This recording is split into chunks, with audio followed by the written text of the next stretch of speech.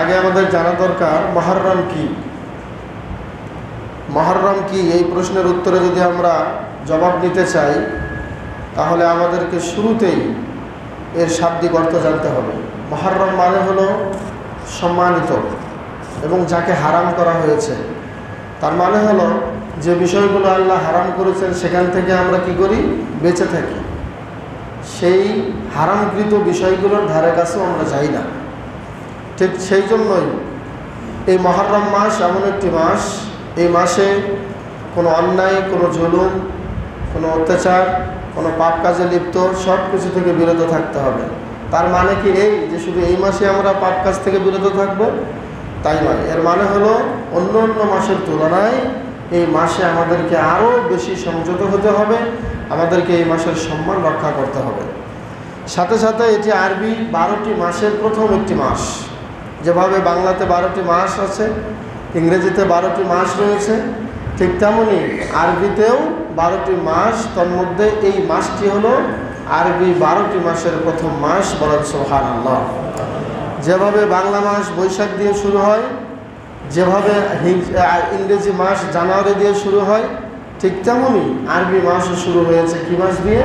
মুহররম মাস দিয়ে। আল্লাহ রাব্বুল আলামিন সূরাত তাওবার মধ্যে ঘোষণা করেছেন, ইন্না ইদ্দাতাশ শুহুরি ইনদাল্লাহি 12 শাহরান ফি কিতাবিল্লাহি ইয়াওমা খালাকাস সামাওয়াতি ওয়াল আরদ। আল্লাহ রাব্বুল আলামিন বললেন, নিশ্চয়ই গণনার দিক দিয়ে আল্লাহর নিকটে মাস হলো 12টি মাস। নিশ্চয়ই গণনার দিক দিয়ে আল্লাহর নিকটে মাস হলো 12টি মাস।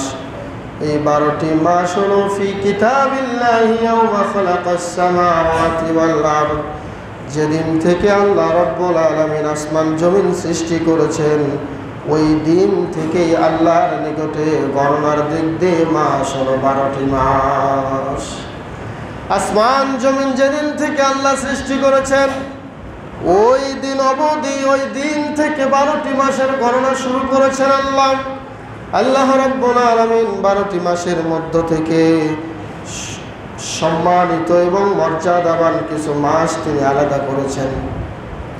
আল্লাহ রাব্বুল আলামিন বললেন, মিনহা আরবাতুল হুরুম, 12টি মাসের মধ্য থেকে 4টি মাস হলো অতি সম্মানিত মাস। এই 4টি মাস কোন 4টি মাস? এই 4টি মাস যদি আমরা বের করতে যাই কোরআনের আর কোথাও আমরা পাবো না, কোরআন খুঁজলেও পাবো না। এই 4টি মাস যে সম্মানিত মাস, ওই মাস 4টির নাম বিশ্বনবী হাদিসে বলে গিয়েছেন। সহিহ বুখারীর মধ্যে হাদিসে এসেছে কোন 4টি মাস আল্লাহর নিকটে বেশি সম্মানিত। সহিহ বুখারীর 3197 নম্বর হাদিস। বিশ্বনবী বলেছেন, সালাসুন মুতাওয়ালিয়াত, 3টি মাস হলো পরপর 3টি মাস। সেই 3টি মাসের মধ্যে একটি মাস হলো মুহররম, আর একটি মাস হলো জিলকাদা, আর একটি মাস হলো জিলহজ। এই পরপর 3টি মাস। এবং আরেকটি মাস হলো রজব মাস, যেটা শাওয়াল এবং জুমাদাল উখরা, জুমাদাল উলা এবং শাওয়াল মাসের মাঝে, শাওয়াল মাসের পরে যে মাস সেটা হলো রজব মাস। এই রজব মাসটি এবং পরপর 3টি মাস, এই মোট 4টি মাস আল্লাহর কাছে বেশি প্রিয়। বলে সুবহানাল্লাহ। তাহলে জিলকদ, জিলহজ, মুহররম আর রজব। রজব মাস হচ্ছে এমন একটি মাস, এই রজব মাসটি হচ্ছে শাবান এবং রজব মাসের আগের যে মাস অর্থাৎ মুহররম, সফর, রবিউল আউয়াল, রবিউল সানি, জুমাদাল উলা, জুমাদাল সানি। এই জুমাদাল সানি এবং এরপরেই হচ্ছে রজব, এরপরে শাবান। অর্থাৎ জুমাদাল সানি আর শাবান এই 2 মাসের মাঝে যে মাস রজব, এই মোট 4টি মাস হচ্ছে আল্লাহর কাছে বেশি প্রিয়। বলেন সুবহানাল্লাহ। আল্লাহ রাব্বুল আলামিন এই মাসগুলোর কথা বলার পরে তিনি বললেন, ফালা তাযলিমু ফীহিন্না আনফুসাকুম, তোমরা এই মাসগুলোর মধ্যে কখনোই তোমাদের নফসের উপরে জুলুম করো না। ওয়াকাতিলুল মুশরিকিনা কাফা, তোমরা মুশরিকদের সাথে দলবদ্ধভাবে, একতাবদ্ধভাবে তোমরা লড়াই করো। কামা ইউকাতিলুনাকুম কাফা, যেভাবে তারা তোমাদের সাথে এক হয়ে লড়াই করতে চায়।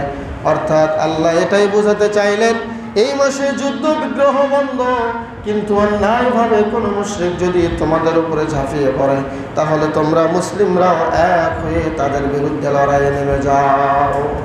তার মানে এই মাসে আল্লাহ চাচ্ছেন না কোনো যুদ্ধ বিগ্রহ, দ্বন্দ্ব, কলহ বাজুক, এখান থেকে যাতে সবাই বেঁচে থাকে। এরপরে আল্লাহ রাব্বুল আলামিন বললেন, ওয়া'লামু, তোমরা জেনে রেখো, ইন্নাল্লাহা মাআল মুত্তাকিন, নিশ্চয় আল্লাহ মুত্তাকিদের সাথেই থাকে। যারা অন্যায়ভাবে জুলুম করে, অন্যায়ভাবে মানুষের উপরে একটা জুলুম চাপাতে যাবে, মনে রেখো তাদের সাথে আল্লাহ নাই, আল্লাহ আছে যারা মুত্তাকি, যারা পরহেজগার তাদের সাথে। তাহলে প্রথম কথা আমরা পেলাম, মুহররম মাস এটা এমন একটি মাস, 12টি মাসের মধ্যে এটি সম্মানিত একটি মাস, এবং 12টি মাসের মধ্যে আবার যে 4টি মাস হুরমতের মাস, এই হুরমতের মাসের মধ্যে এটি অতি সম্মানিত একটি মাস। এবার দ্বিতীয় কথায় আমরা আসি, সেটি হলো এই মুহররম মাসের সিয়াম, এই সম্পর্কে একটি কথা আমরা শুনি। সেটি হলো সহিহ মুসলিমের মধ্যে এসেছে স্পষ্ট হাদিস, 1982 নম্বর হাদিস।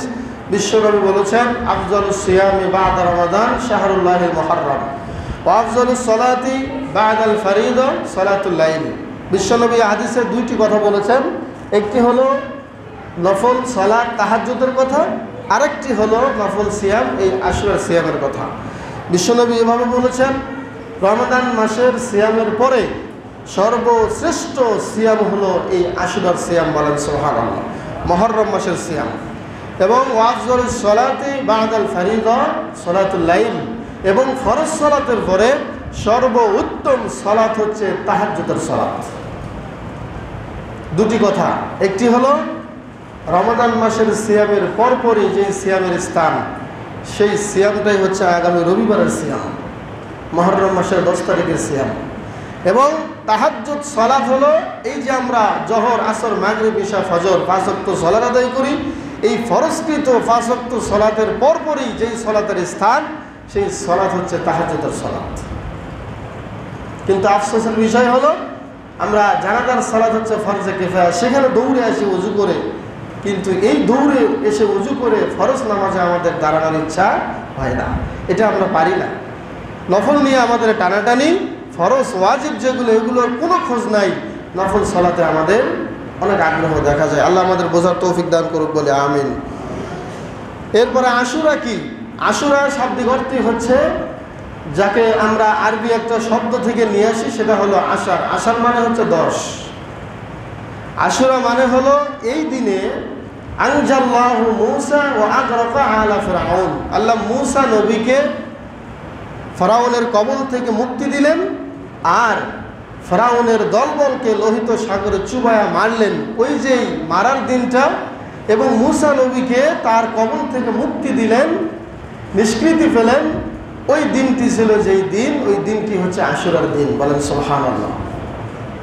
ওই দিনের যে মহত্ব, ওই দিনটা আশুরা বলা হয় এই জন্যই, ওই দিনে আল্লাহ রাব্বুল আলামিন মুহররমের যেহেতু 10 তারিখ, আর আশের মানে হচ্ছে 10, এই 10 তারিখ বিধায় ওই দিনের নাম দেওয়া হয়েছে আশুরা। এই আশুরার এটাই কারণ, এছাড়া দ্বিতীয় আর কোনো কারণ নেই। এদেশে হোসাইনের শহীদকে কেন্দ্র করে এই দিনকে বিভ্রান্তের মধ্যে ফেলতে চাওয়া হয়। শিয়া যারা আছে তাদের আকীদা এত নগণ্য, এই সম্পর্কে অন্যদিন আলোচনা করবো ইনশাআল্লাহ। কিন্তু এই সহিহ আল বুখারীর মধ্যে একটি অধ্যায় নিয়ে এসেছেন ইমাম বুখারী, সে অধ্যায়ের নাম দিয়েছেন বাবু সাওম ইয়াউমে আশুরা, আশুরার দিনের সিয়াম রাখার অধ্যায়। এই অধ্যায়ের ব্যাখ্যা করতে গিয়ে আল্লামা বদরুদ্দিন আইনি রাহিমাহুল্লাহ তিনি কয়েকটি কারণ বলেছেন যে এই দিনটি আশুরা কেন হলো। তিনি 10টি কারণ উল্লেখ করেছেন, এগুলো হাদিস থেকে কিছু পাওয়া যায়, এবং তার অভিজ্ঞতায়, তার গবেষণায় তিনি কোত্থেকে পেয়েছেন এটা তিনিই ভালো জানেন। আমি শুধু তার কথাটা আপনাদের সামনে 1 মিনিটে শেয়ার করছি। তিনি বলেছেন, আশুরার দিন 10ই মুহররম এত তাৎপর্যপূর্ণ হওয়ার পেছনে 10টি কারণ রয়েছে। তার মধ্যে প্রথম কারণ যেটা, সেটা হলো এই দিনে আল্লাহ মূসা নবীকে লোহিত সাগর থেকে মুক্তি দিয়েছেন, এটা কোরআন সম্মত এবং হাদিস সম্মত কথা। 2 নম্বরে তিনি বলেছেন, এই দিনে নূহ নবী, নূহ আলাইহিস সালাতু ওয়াস সালামের যে নৌকা নঙ্গর করেছিল যে পাহাড়ে, জুদি পাহাড়ে, উনি বলেছেন এই দিনটি ছিল মুহররমের 10 তারিখ। তৃতীয় একটি কারণ বলেছেন, যে এই দিনে ইউনুস নবী যে মাছের পেটে গিয়েছিলেন, এই 10ই মুহররমে ওনার কথা হলো যে 10ই মুহররমে ইউনুস নবীকে আল্লাহ মাছের পেট থেকে মুক্তি দিয়েছিলেন। 4 নম্বর একটা কারণ তিনি বলেছেন যে আদম আলাইহিস সালাতু ওয়াস সালাম যে আল্লাহর কাছে তাওবা করেছিলেন, জান্নাতের মধ্যে যে গাছের নিকটে যেতে আল্লাহ নিষেধ করেছিলেন কিন্তু গিয়েছিলেনও, এরপরে তিনি যে আল্লাহর কাছে তাওবা ইস্তেগফার করেছিলেন, তাওবা ইস্তেগফার করতে করতে যেদিন আল্লাহ তাওবা কবুল করেছিলেন ওই দিনটি ছিল মুহররমের 10 তারিখ। এটা তার বক্তব্য। 5 নম্বর একটা কারণ তিনি বলেছিলেন যে ইউসুফ নবীকে তার ভাইয়েরা যে কূপের মধ্যে ফেলেছিল সেখান থেকে তিনি যে মুক্তি পেয়েছিলেন সেই দিনটি ছিল মুহররমের 10 তারিখ। তিনি আরও কারণ উল্লেখ করেছিলেন যে এই 10 তারিখেই, মুহররমের 10 তারিখেই ঈসা নবীর জন্ম হয়েছিল। পাশাপাশি আল্লাহ রাব্বুল আলামিন ঈসা নবীকে জীবিত অবস্থায় এই প্রথম আসমানে উঠে নিয়েছেন, ওই দিনটি ছিল 10ই মুহররম। 7 নম্বর কারণ তিনি উল্লেখ করেছেন দাউদ নবী একবার আল্লাহর কাছে তাওবা ইস্তেগফার করেছিলেন, তার তাওবা কবুল হয়েছিল মুহররমের 10 তারিখ। 8 নম্বরে তিনি একটি কারণ উল্লেখ করেছেন যে ইব্রাহিম আলাইহিস সালাতু ওয়াস সালামের জন্ম হয়েছিল মুহররমের 10 তারিখ। 9 নম্বর কারণ যেটা তিনি উল্লেখ করেছেন সেটি হলো ইয়াকুব নবী তার সন্তান ইউসুফের চিন্তায় কাঁদতে কাঁদতে চোখ অন্ধ হয়ে গিয়েছিল। এই দিনেই ইউসুফ নবীর বাবা ইয়াকুব আলাইহিস সালাতু ওয়াস সালামকে আল্লাহ পাক চোখের দৃষ্টি ফেরত দিয়েছিলেন। তিনি আরও উল্লেখ করেছেন সর্বশেষ কারণটি হিসেবে সেটি হলো এই দিনেই আল্লাহ রাব্বুল আলামিন আমাদের নবীর জীবনের সমস্ত গুনাহ খাতা মাফ করে তাকে মাসুম করেছিলেন। তো যাক, তিনি একজন বড় বিদ্বান ছিলেন, বড় পণ্ডিত ছিলেন। যে গবেষণা তিনি করেছেন তার ইস্তেহাদ, পরবর্তীগুলো ভুলও হতে পারে, সঠিকও হতে পারে, কিন্তু আমরা তার প্রথম যে কারণটা দেখেছি সেটি হলো তিনি প্রথম যে কারণ উল্লেখ করেছেন সেটি হলো এই দিনে মূসার মুক্তি হয়েছিল।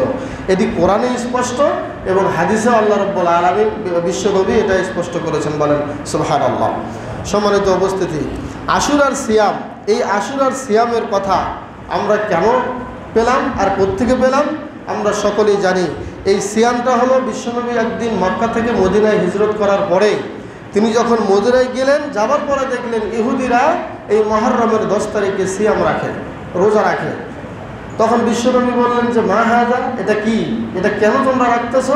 তখন ওই দিন তারা বিশ্বনবীকে জবাব দিয়েছিল, হে মুহাম্মদ, হাযা ইয়াউমুন আনজাল্লাহু মূসা ওয়া আগরাকা আলা ফিরআউন।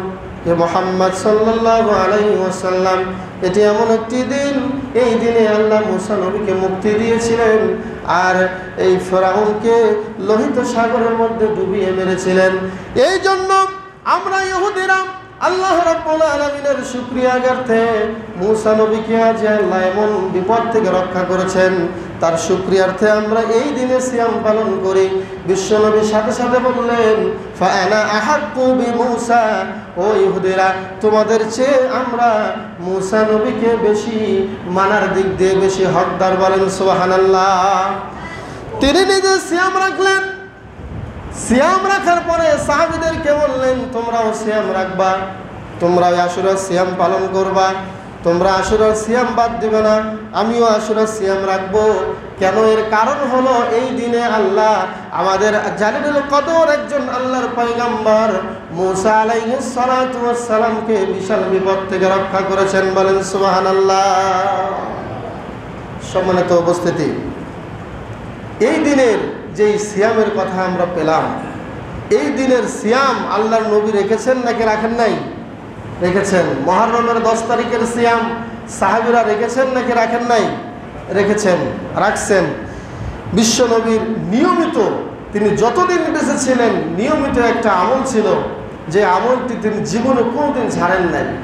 এই একটা আমল, আরও 3টি একসাথে আমল ছিল। এই 4টি আমল, যে হাদিসটি সুনান নাসাইর মধ্যে এসেছে 1620 নম্বর হাদিস। বিশ্বনবী 4টি আমল জীবনে ছাড়তেন না। তন্মধ্যে প্রথম নম্বর যে আমল ছিল সিয়াম ইয়াউমি আশুরা, আশুরার দিনের সিয়াম বিশ্বনবী জীবনে কোনোদিন ছাড়েন নাই। বলেন সুবহানাল্লাহ। দ্বিতীয় নম্বরে যে সিয়াম বিশ্বনবী ছাড়েন নাই, ওই সিয়াম ছিল জিলহজ মাসের প্রথম 10 দিনের সিয়াম। তৃতীয় নম্বরে বিশ্বনবী যে সিয়াম জীবনে কোনোদিন ছাড়েন নাই, সেই সিয়াম হলো প্রত্যেক মাসের, আরবি প্রত্যেক মাসের 13, 14 এবং 15 তারিখের সিয়াম। যে সিয়ামকে আমরা বাংলায় বলে আইয়ামে 20, অর্থাৎ প্রত্যেক চাঁদের 13, 14 এবং 15 তারিখের সিয়াম বিশ্বনবী কোনোদিন ছাড়েন নাই। 4 নম্বরে বিশ্বনবী যে আমলটি ছাড়েন নাই সে আমলটি হলো সলাতাইনি ক্বাবলা সলাতিল ফজর, ফজরের ফরজ সালাতের আগের 2 রাকাত সুন্নত নামাজ বিশ্বনবী জীবনে ছাড়েন না। সুবহানাল্লাহ। কিন্তু আমাদের কি হয় দেখেন তো, যারাও সালাত আদায় করি ফজরে আসি, অনেক বড় বড় হক্কানি ব্যক্তি আছে, বড় বড় কথা বলে, কিন্তু ফজরের নামাজে পাওয়া যায় না। এরকম মুসল্লি সমাজে আছে নাকি নাই? আছে। অন্যের দোষ ধরার বেলা, পণ্ডিতগিরি করার বেলা অনেক বড় পণ্ডিত সাজে, কিন্তু নিজের আমলের বেলায় এত নগণ্য, এত জেরো, এই দিকে তাকানোর তার সুযোগ নেই। বিশ্বনবী এই জন্য বলেছেন, তুবা লিমান কানা শাগালাহু মিন আয়ুবিন নাস। 2 ব্যক্তি সৌভাগ্যবান যে মানুষের দোষ খোঁজা বাদ দিয়ে নিজের দোষে ব্যস্ত থাকে। নিজের কি দোষ, এই দোষ খুঁজতে নিজে ব্যস্ত থাকে, ওই ব্যক্তির যে সৌভাগ্যবান পৃথিবীতে আর কেউ নাই। কে বলেছেন? বিশ্বনবী মুহাম্মদ রাসূলুল্লাহ সাল্লাল্লাহু আলাইহি ওয়াসাল্লাম। সম্মানিত উপস্থিতি, তাহলে এটা আমরা একটা সিয়ামের গুরুত্ব বুঝলাম, যে বিশ্বনবী নিজেও একজন এত আল্লাহর আস্থাভাজন গোলাম হওয়া সত্ত্বেও তিনি এই দিনের সিয়াম পরিত্যাগ করেন নাই। এটা আমাদের রাখার দরকার আছে নাকি নাই? আছে। এরপরে আসুন, আশুরার সিয়ামের যে ফজিলত, এই ফজিলত সম্পর্কেও স্পষ্ট সহিহ মুসলিমের মধ্যে এসেছে, হাদিস নম্বর 1162। বিশ্বনবী বলেন, শোনো, এই আশুরার সিয়াম যদি কেউ পালন করে তাহলে শুনে নিও, ইউকাফিরুস সানাতাল মাদিয়া, ওই ব্যক্তির জীবনের আগের পুরো 1 বছরের গুনাহ আল্লাহ ক্ষমা করে দিবেন। বলেন সুবহানাল্লাহ। আমার ভাইরা, গুনার যে কত পাওয়ার, গুনাহ কি জিনিস, এটার যদি আমরা ভয়াবহতা বুঝতে পারতাম তাহলে আদম নবীর মতো ক্রন্দন করতাম। আদম নবী গুনাহ হওয়ার পরে আল্লাহর কাছে অঝর নয়নে কাঁদছেন নাকি কান্দেন নাই? আল্লাহর কাছে গুনাহ করার পরে দাউদ পয়গম্বর আল্লাহর কাছে কেঁদেছেন, আল্লাহর কাছে গুনাহের ক্ষমার জন্য। ইউনুস নবী মাছের পেটে পর্যন্ত আল্লাহর কাছে দোয়া ইউনুস পাঠ করতেছিলেন। এই গুনাহের ক্ষমার জন্য ইউসুফ আলাইহিস সালাতু ওয়াস সালাম আল্লাহর কাছে ক্রন্দন করেছেন। শুধু চোখে পানি নাই আপনার আর আমার, এর মানে হলো আমরা আল্লাহর ভয়ে কাঁদি না, আমাদের গুনাহের ক্ষমার জন্য আল্লাহর কাছে কাঁদি না। এর কারণ হলো একটাই, যেন আমরা আল্লাহর নবীদের চেয়ে বড় আল্লাহর ওলি হয়ে গিয়েছি। বলেন নাউজুবিল্লাহ। আদম নবী এই গুনাহের ক্ষমার জন্য আল্লাহর কাছে দোয়া করলেন, রব্বানা ظلمنا أنفسنا وإن لم تغفر لنا وترحمنا لنكونن من الخاسرين। আল্লাহর কাছে বললেন, আল্লাহ রব্বানা যালামনা আনফুসানা, আমরা আমাদের নফসের উপরে জুলুম করেছি, গাছের কাছে যেতে মানা করেছো তাও গিয়েছি, গাছের নিকটবর্তী হতে নিষেধ করেছিলে তাও গিয়েছিলাম। হে আল্লাহ, যদি তুমি আমাদেরকে রহম না করো, আমাকে দয়া না করো, আমাদেরকে উভয়কে যদি তুমি ক্ষমা না করো, তাহলে আল্লাহ আমরা জালেম হয়ে যাব, আমরা ক্ষতিগ্রস্ত হয়ে যাব, আমাদের মতো ধ্বংস আর কেউ হবে না। তাহলে একজন নবী হয়েও আল্লাহর কাছে গুনাহের জন্য ক্রন্দন করেছেন কিনা? আল্লাহর কাছে গুনাহের ক্ষমা চেয়েছেন কিনা? চেয়েছেন। কিন্তু আল্লাহর নবী আমাদেরকে আমল শিখালেন, এই আমল করলে তোমাদের 1 বছরের গুনাহ আল্লাহ ক্ষমা করে দেবেন। সুবহানাল্লাহ। ইউনূস আলাইহিস সালাতু ওয়াস সালাম আল্লাহর কাছে দোয়া করেছিলেন, লা ইলাহা ইল্লা আনতা সুবহানাকা ইন্নী কুনতু মিনাজ জালিমিন। ও আল্লাহ, তুমি ছাড়া আমার তো কোনো ইলাহ নাই। আল্লাহ, লা ইলাহা ইল্লা আনতা, আপনি ছাড়া আমার কোনো ইলাহ নাই। সুবহানাকা, তুমি পবিত্র। আল্লাহ, তোমার পুত পবিত্রতা আমি ঘোষণা করছি। সুবহানাকা ইন্নী কুনতু মিনাজ জালিমিন। আল্লাহ, তুমি যদি আমাকে ক্ষমা না করো তাহলে ইন্নী কুনতু, আমি হয়ে যাব মিনাজ জালিমিন, মানে জালেমদের অন্তর্ভুক্ত। অতএব আল্লাহ, আমি ইউনূস তোমার কাছে দোয়া করি, তোমার কাছে ক্ষমা চাই, তুমি আল্লাহ আমি ইউনূসকে তুমি ক্ষমা করে দাও। কোরআনের বিভিন্ন জায়গায় আল্লাহর কাছে ক্ষমা চাওয়ার সম্পর্কে বিভিন্ন আয়াত এসেছে। সেই আয়াতগুলো আল্লাহ রব শব্দ দিয়ে ব্যবহার করেছেন। রব্বানা আতিনা ফিদ দুনিয়া হাসানা ওয়া ফিল আখিরাতি হাসানাতাও ওয়া কিনা আযাবান নার রব্বানা ওয়াবআস ফীহিম রাসূলাম মিনহুম ইয়াতলু আলাইহিম আয়াতিকা ويعلمهم الكتاب والحكمة ربنا ما خلقت هذا باطلا سبحانك فقنا عذاب النار ربنا فاغفر لنا ذنوبنا وكفر عنا سيئاتنا وتوفنا مع الأبرار ربنا لا طاقة لنا ربنا ولا تحمل علينا ربنا ولا تحملنا علينا এভাবে কোরআনে বহু জায়গায় আল্লাহ একটা শব্দ দিয়ে ক্ষমা চাইতে বলেছেন। ওই শব্দটার নাম হলো রব্বানা। শব্দটার নাম কি? এই রব শব্দের শিক্ষা আল্লাহ রূহের জগতে দিয়েছিলেন। বলেছিলেন আলাস্তু বিরাব্বিকুম, আমি কি তোমাদের রব নই?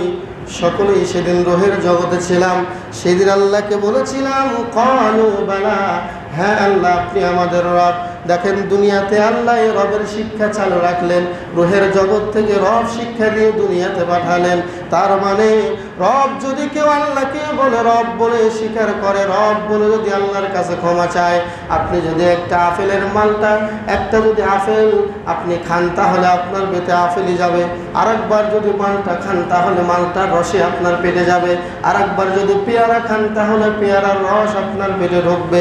কিন্তু আপেল মালটা আর পেয়ারা এত যত ফল আছে সবগুলো ফল যদি একটা গ্লাসের মধ্যে চিপ দিয়ে রসগুলো এক ঢোক খেয়ে ফেলেন তাহলে সমস্ত ফলের রস একসাথে আপনার দেহের মধ্যে চলে গেল।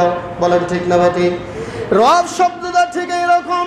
আল্লাহকে আপনি যদি একবার রহমান বলেন আল্লাহ একবার জবাব দিবেন, আল্লাহকে যদি একবার রহিম বলেন আল্লাহ একবার জবাব দিবেন, আল্লাহকে যদি সত্তার বলেন আল্লাহ একবার জবাব দিবেন, আল্লাহকে যদি গফফার বলেন আল্লাহ একবার জবাব দিবেন। কিন্তু যখন আল্লাহকে বলবেন রব্বানা, হে আমাদের রব, এইটা বলতে দেরি আল্লাহর সমস্ত 99টা নামের গুণ আল্লাহ একসাথে বান্দার উপরে রহমত নাজিল করেন। বলেন সুবহানাল্লাহ। এই রব্বানার মধ্যে আছে ইয়া রহমান, রব্বানার মাঝে আছে ইয়া রহিম, ইয়া গফফার, ইয়া সত্তার। তাহলে এই গুনাহের ক্ষমার জন্য একটা আমল আল্লাহর নবী আমাদেরকে শিক্ষা দিলেন। সেটি কি? এই আশুরার সিয়াম। এই গুনাহের ক্ষমার জন্য আমি একটু ডিস্টেন্স আপনাদেরকে নিয়ে গিয়েছিলাম দূরে, একটু পার্থক্য নিয়ে গিয়েছিলাম দূরে, যে গুনাহের ক্ষমার জন্য ক্ষমা চাওয়ার জন্য আল্লাহ কোরআনে কত আয়াত নাজিল করলেন। নবীদের ইতিহাস থেকে আমরা দেখি তারা চোখ দিয়ে পানি বের করে গুনাহের ক্ষমা চাইতেন, আর আল্লাহর নবী আমাদেরকে সহজ একটা আমলের পথ দেখায়া দিলেন যে আশুরার সিয়াম রাখো, জীবনের 1 বছর সগীরা গুনাহ আল্লাহ ক্ষমা করে দেবেন। সুবহানাল্লাহ। আমার ভাইয়েরা, মা ও বোনেরা, এরপরে এই যে সিয়াম, এই সিয়াম আমরা কবে রাখবো এই সম্পর্কেও বিশ্বনবী স্পষ্ট বলে গিয়েছেন। এই সিয়াম বিশ্বনবী ইহুদিদের ব্যতিক্রম করতে বলেছেন। ওই যে দেখেছিলেন মদিনাতে ইহুদিরা 10 তারিখে সিয়াম পালন করে, তখন বিশ্বনবী সাহাবীদেরকে বলেছিলেন যে তোমরা ইহুদিদের বিরুদ্ধাচারণ করো, তারা যেভাবে আমল করে সেভাবে করো না। এই জন্য বিশ্বনবী তাদেরকে একটা আমলের কথা বললেন। তো সাহাবীরাও বললেন যে ইয়া রাসূলুল্লাহ, আমরা যদি 10 তারিখে রাখি, ইহুদিরাও 10 তারিখে রাখে, তাহলে এটা তো তাদের সাথে মিলে গেল, তাহলে তাদের বিরুদ্ধাচরণ কীভাবে করব? বিশ্বনবী তখনই সাথে সাথে বলেছিলেন লাইন বাকিতু ইলা কাবিলিন, আমি যদি আগামী বছর বেঁচে থাকি, জীবিত থাকি, তাহলে লাসুমান্না তাসিয়া, মুহররম মাসের 9 তারিখে সিয়ামটা রাখবো। তাহলে স্পষ্ট হয়ে গেল মুহররম মাসের 9 এবং 10 এই 2 দিন মুহররমের সিয়াম রাখতে হবে। আজকে হলো মুহররমের 8 তারিখ। কয় তারিখ? 8 তারিখ। আগামীকাল কয় তারিখ? 9 তারিখ। তার মানে আজকে আপনাকে সাহারি খেতে হবে। আগামীকাল একটি সিয়াম হবে এবং রবিবারের দিনে একটি সিয়াম হবে। সকলে রাখবেন তো ইনশাআল্লাহ? বিশাল গুনাহের ক্ষমার জন্য আল্লাহ পাক এই মাঝে মাঝে এরকম সিয়ামের একটা করে অফার দেয়। দেখবেন যারা এক দরে এক দামে যারা তাদের বিভিন্ন ফ্যাশনে তাদের বস্ত্রালয়ে মাল বিক্রি করে, সর্বশেষ একটা অফার দেয়, তাই না? আপনি 2000 টাকার জিনিস, ওই জিনিসই 2 মাস আগে 1 মাস আগে আপনারই ভাই 2000 টাকা দিয়ে কিনেছেন, কিন্তু আপনি অফারের সময় ওই মাল ওই প্রোডাক্টটি আপনি পাচ্ছেন মাত্র 1200 টাকায়। এরকম হয় কি হয় না? কাপড়ের কোনো কমতি নেই, একই কাপড়। এগুলো হচ্ছে বিভিন্ন সময় অফার দেয় তারা। আল্লাহ রাব্বুল আলামিন আমাদের জন্য বিভিন্ন সময় আমলের কিছু সুযোগ এমনভাবে দিয়েছেন, আপনি করবেন অল্প, সওয়াব পাবেন বিশাল। সুবহানাল্লাহ বললেন না? এইরকম বিশাল সওয়াব। ওই যে লাইলাতুল কদরের কথা সবারই মনে আছে, 80 বছর ইবাদত করতেছিল 4 জন বনি ইসরায়েলের ব্যক্তি। আল্লাহর নবী মনোক্ষুণ্ণ হলেন যে আমাদের হায়াত তো কম, আমার উম্মতের হায়াত কম। আল্লাহ আয়াত নিয়ে চলে আসলেন যে লাইলাতুল কদরি খায়রুম মিন আলফি শাহর, লাইলাতুল কদর যদি কেউ জাগে তাহলে 1000 মাসের চেয়েও উত্তম রাত, উত্তম আমল সে করতে পারল। সুবহানাল্লাহ। সম্মানিত উপস্থিতি, এই হাদিসটি এসেছে সহিহ মুসলিমের 1916 নম্বর হাদিস। সম্মানিত উপস্থিতি, এই দিনকে কেন্দ্র করে অনেক বিভ্রান্ত ছড়ানো হয়। বিশেষ করে হোসাইন রাদিয়াল্লাহু তাআলা আনহুকে কেন্দ্র করে বলা হয় যে এটি ছিল হক বাতিলের লড়াই। মনে রাখবেন, হোসাইন রাদিয়াল্লাহু তাআলা আনহুকে কেন্দ্র করে আশুরার সিয়াম রাখা স্পষ্ট কুফরি এবং বিদআত। প্রথম কথা মনে রাখবেন, হোসাইন রাদিয়াল্লাহু তাআলা আনহুর শাহাদাতকে কেন্দ্র করে কেউ যদি সিয়াম রাখেন তাহলে কুসংস্কার, কুফরি এবং বিদআত স্পষ্ট। কারণ হোসাইন রাদিয়াল্লাহু তাআলা আনহু মারা গিয়েছেন 61 হিজরিতে, আর ফাতেমা রাদিয়াল্লাহু তাআলা আনহা মারা গিয়েছেন 11 হিজরিতে। বুঝছেন কথাটা? হোসাইন রাদিয়াল্লাহু তাআলা আনহু 61 হিজরিতে মারা গেলেন, শহীদ হলেন, আর তার মা ফাতেমা রাদিয়াল্লাহু আনহা মারা গিয়েছেন কত হিজরিতে? 11 হিজরিতে। ব্যবধান কিন্তু প্রায় 40 বছর। অথচ এই হুসাইনকে কেন্দ্র করে এই শিয়ারা তারা এই যে দেখবেন তাজিয়া মিছিল বের করবে একটা, এবং দুই পাশে তারা লাল কাপড় পরে কি করে? শরীরে আঘাত করে না? আঘাত করে। আর কি বলে? ইয়া আলী ইয়া হুসাইন, ইয়া আলী ইয়া হুসাইন। এবং তারা এটা বলে যে এইভাবে আঘাত করার মাধ্যমে তারা ফাতেমাকে মা বলে। আসলে ফাতেমা কিন্তু আমাদের মা না, নবীর স্ত্রীরা হলো আমাদের মা, নবীর মেয়েরাও আমাদের এই উখওয়াতুল ইসলামিয়া দিনী বোন, এবং তাদেরকে আমরা আমাদের অনেক সম্মানের জায়গায় রাখি। সম্মানিত উপস্থিতি, তাহলে এই কথা বলে আর তারা বলে যে আমরা মা ফাতেমাকে আঘাত করতেছি। তিনি কেন তার 2 ছেলেকে খলিফার পদে আদিষ্ট করলেন না? এবং নবীর পরে কেন তারা আমাদের হোসাইনকে তারা এইভাবে দায়িত্ব দিলেন না? বলেন নাউজুবিল্লাহ। আপনারা বলুন তো, আবু বকর সিদ্দিক আল্লাহর নবীর বংশের কেউ ছিল না, রক্তিত্ব কেউ ছিল না। ওমর রাদিয়াল্লাহু তাআলা আনহু বংশীয় কেউ ছিল না, দূর সম্পর্কের ভাই ছিল, কিন্তু তাদেরকে খেলাফত দিয়েছেন নিজের চাচাতো ভাই আলীকে দেন নাই, ওসমানকে দেন নাই। কেন দেন নাই? যাতে মানুষের মুখ বন্ধ থাকে, কেউ যাতে বলতে না পারে যে মোহাম্মদ স্বার্থপর। সুবহানাল্লাহ বললেন না? সম্মানিত, এটা তারা কেন্দ্র করে তারা বলে যে দেখো, তার নিজের ভাইকে বাদ দিয়ে সে অন্য লোককে খেলাফত দিয়েছে, তার মতো বেঈমান আর হয় না। বলেন নাউজুবিল্লাহ। আল্লাহর নবীকে তারা মানে না। সম্মানিত উপস্থিতি, কারবালার প্রান্তরে যা হয়েছিল সংক্ষেপে বলছি। কারবালার প্রান্তরে যাওয়ার আগে আব্দুল্লাহ ইবনে আব্বাস হোসাইন রাদিয়াল্লাহু তাআলা আনহুর যে ঘোড়ার লাগাম ছিল এটা টেনে ধরেছিলেন। টেনে ধরে হোসাইনকে আব্দুল্লাহ ইবনে আব্বাস কয়েকটা কথা বলেছিলেন। হে হোসাইন, তুমি কোথায় যাও? তুমি জানো না আল্লাযীনা ইয়াকতুলুনা আবাকা ওয়া আখাকা, যারা তোমার বাবাকে হত্যা করেছে, যারা তোমার ভাই মুসলিম বিন আকিলকে হত্যা করেছে, তুমি আবার তাদের ডাকে ওই কুফা নগরীতে যেতে চাচ্ছ? আমি তোমাকে নিষেধ করছি, যেও না। কে বলছেন? বিশ্বনবীর সরাসরি সাহাবী আব্দুল্লাহ ইবনে আব্বাস। তখন আল্লাহর নবীর অনেক সাহাবী বেঁচে ছিল, এবং এই যাওয়ার আগে হোসাইন রাদিয়াল্লাহু তাআলা আনহু তার চাচাতো ভাই মুসলিম বিন আকিলকে পাঠিয়েছিলেন যে তুমি দেখে আসো তো যে সেখানকার পরিস্থিতি কি। তারা বারবার কেন আমাকে চিঠি দিচ্ছে, এবং তারা বারবার বলতেছে হোসাইন তুমি আসো, আমরা তোমার হাতে বায়াত পাঠ করব, তোমার হাতে বায়াত পাঠ করে তোমার খলিফা খেলাফত আমরা মেনে নেব। আমরা এই যে এই মুআবিয়া, ইয়াজিদ বিন মুআবিয়া এর শাসন আমরা মানব না। কিন্তু তারা যে হোসাইন রাদিয়াল্লাহু তাআলা আনহুর সাথে বেঈমানি করবে এটা তারা কখনোই প্রকাশ করে নাই। মুসলিম বিন আকিল এই হোসাইন রাদিয়াল্লাহু তাআলা আনহুর চাচাতো ভাই, তাকে পাঠানোর পরে তারা তাকেও হত্যা করছে। হত্যা করে একটা বানোয়াট একটা পত্রিকা বা একটা দরখাস্ত লিখে পাঠিয়ে দিয়েছেন মদিনাতে। গিয়ে বলো যে তোমার চাচাতো ভাই মুসলিম বিন আকিল এই চিঠি দিয়েছে, তুমি দ্রুত এই কুফা নগরীতে চলে আসো, ইরাকে, বর্তমানে যে ইরাকে চলে আসো। তিনি চাচাতো ভাই মুসলিম বিন আকিলের চিঠি পাইলেন, মনে করেছেন যে নিজের চাচাতো ভাই তো আমাকে ডাকতেছেন, কিন্তু মূলত তারা কি করেছে? শিয়ারা চাচাতো ভাইকে হত্যা করেছে। হত্যা করে তারা এই চিঠি নিজের হাতে লিখে তারা এইভাবে পাঠাইয়া দিল। হোসাইন রাদিয়াল্লাহু তাআলা আনহু যাচ্ছেন, এই সময় আব্দুল্লাহ ইবনে আব্বাস লাগাম ধরে বললেন যে আপনি যেন না, খবরদার, তারা আপনার বাবাকে হত্যা করেছে, এই শিয়ারাই আলী রাদিয়াল্লাহু তাআলা আনহুকে হত্যা করেছে, এই শিয়ারাই তোমার চাচাতো ভাই এই মুসলিম বিন আকিলকে হত্যা করেছে, আপনি যাবেন না। তিনি বললেন যে না, আমাকে যেতেই হবে, কারণ মুসলিম বিন আকিল তো আমার কাছে দরকার চিঠি করেছে, আমাকে যেতেই হবে। তিনি গেলেন, তার সাথে কোনো অস্ত্র ছিল না, তিনি সপরিবারে তার ছেলেমেয়ে সবাইকে নিয়ে তিনি রওনা হলেন। ঠিক এমন জায়গায় যখন গেলেন, ওই জায়গাটার নাম হচ্ছে কারবালা। ওই স্থানটার নাম কি? কারবালা। ঠিক এই কারবালার প্রান্তরে উপস্থিত হওয়ার পরে তিনি দেখলেন এই শিয়ারা চতুর্দিক থেকে তাকে ঘিরে ফেলল। ঘিরে ফেলে সবাই তাকে অকথ্য ভাষায় গালিগালাজ এবং তার নানা মুহাম্মদ সাল্লাল্লাহু আলাইহি ওয়াসাল্লামকে গালিগালাজ, একের পর এক ধমক, এবং তারা এক পর্যায়ে যাচ্ছে তাকে হত্যা করেই ফেলবে। তখন হোসাইন রাদিয়াল্লাহু তাআলা আনহু বললেন যে শোনো, আমি তোমাদের কাছে একটু কথা বলতে চাই। বলছে কি?